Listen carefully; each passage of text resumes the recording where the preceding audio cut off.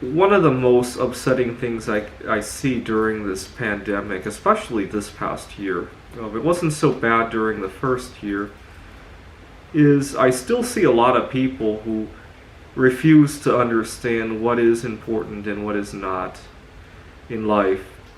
So this past year, I've been seeing a lot of people complain about their Christmas presents not being available because of shipping container delays.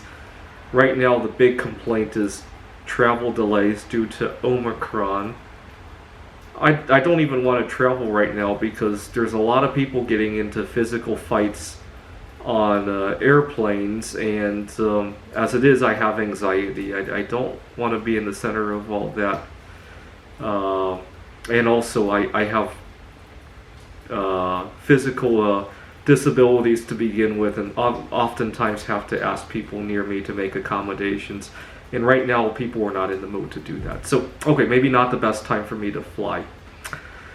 But that's okay. I cherish other things in life besides flying, and there will come a time when it will be good to fly again. Now, my family and I sometimes also don't see eye to eye on this. My mom, she had been very upset about some of my peers taking advantage of me, but you know what? Sometimes the connection is more important to me. To give you an example, this past month I went to a Pokemon tournament. I just recently started to play Pokemon.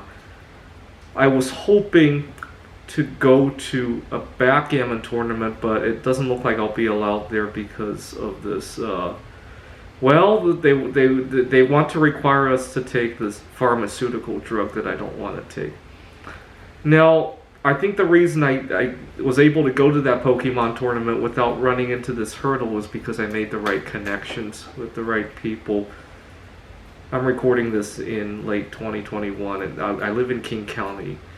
And go read up the restrictions on King County. But in theory, I should be having a lot of problems going out in public, going to restaurants, bars, clubs, you name it, right? Or even keeping my job. I haven't, because I've been making the right connections. Now, my mom refuses to see that. A couple years ago, I was doing private tutoring. I had some clients, and my mom was very upset that I had let clients walk over me. And eventually, after talking to my mom, I became upset too. I wasn't initially so upset, actually. But long story short, it created a rift, and I got rid of some of my clients, and now I come to regret it, because I realize our connections are what really matter in life, right? The clients who got a good deal, yeah, they got a good deal, but I got an even better deal making those connections, right? Right now, there are so many things that would be so much more challenging without the right connections, especially here in Seattle. Seattle can be very judgmental if you have differences in life, right? I talked about this extensively. Differences in religion, differences in sexual orientation, differences in your eating choices. I can't tell you how difficult, if I didn't have the right connection, I can't tell you how lonely it would be to have differences in dietary preferences. Just look at, I alluded to earlier, getting on an airplane, right? So I have eczema, and when I sit next to somebody, I have to warn them to please, if they're eating finger foods, to please keep their food in their area. Now, normally, I've done this on airplanes before, normally not a big deal, but every once in a while, you get this one idiot who thinks it's their right to spread their favorite foods all over, right? Every once in a while. And I would imagine it's probably more common right now on the airplane because people are looking for any reason to get into a fight on an airplane. I thought about this. Some of my friends suggested I talk to the flight attendant first, but you know what? A lot of people don't want that to be shared with somebody else, right? Usually, if I'm working with somebody, you don't just jump to HR at the first sight of something like that. You talk to them first, right? If they get defensive, then you might call HR, right?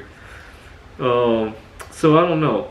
I also thought about building a rapport with the person next to me first, right? Talk about our travels, our vacations.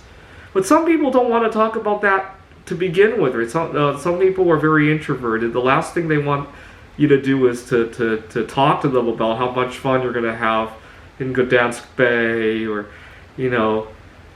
So that's a can of worms too, right? If I knew the person's background a little bit better, right, I could maybe do that, or maybe get to know them a little bit better first. Right? Say hello, see what they say. Right? I'll let you guys leave in the comments what I could do. Now, the other thing that upset me with my family is that, especially my mom, she doesn't like that I go on intermittent fasts, and she especially gets angry every time I bring up the idea that maybe one day I could stop eating altogether, or at least stop eating for pleasure, right? At least that, right? And I think she is a food addict. It's kind of like if you and your former heroin buddies were talking, and you mentioned the idea that one day maybe you'll be free of heroin. I bet your heroin buddy would be pretty upset too, right? That's me and my mom with food, pretty much. But you know, this past year, ever since I stopped eating, I started opening up to a lot of other things in life, right? I took up bowling. I recently scored. My high score was 242. My goal is to score 260. And so I wrote the #1 AI for the game of backgammon. Unfortunately, I wish I could go to the tournament in person. I'm hoping to see if they'll hold an event for the strongest human against the strongest machine. But unfortunately, I won't be able to go to the venue because I don't have the right connections, right? Long story short, that's why I still want to do the remote tournament and make the right connections, right? But my mom refuses to see that.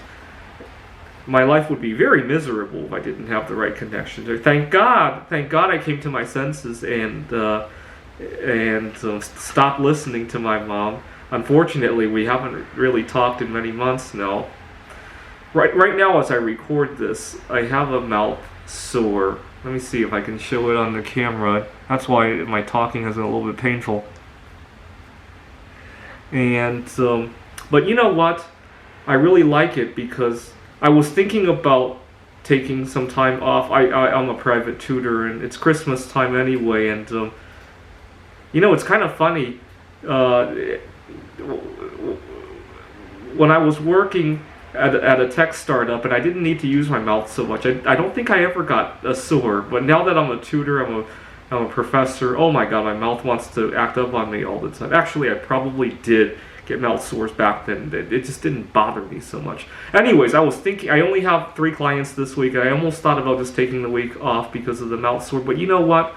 The mouth sore has given me an opportunity to slow down with my speech. Sometimes I speak so fast it all runs together, right? That's why I'm making myself make these videos too. Give myself a little bit of practice of slowing down a little bit, which is what I hope the pandemic would have done to people. But my heart sank when, I think it started in September, people talked about not having their Christmas presents. I haven't gotten my Christmas wish for a very long time, right? Because I wish for much better things in the world. You can go watch my video yesterday on my Christmas wish for this year. Alright, enjoy your Christmas / 4th of July. Go watch my video yesterday on why today and every day is the 4th of July for me. Thanks for watching.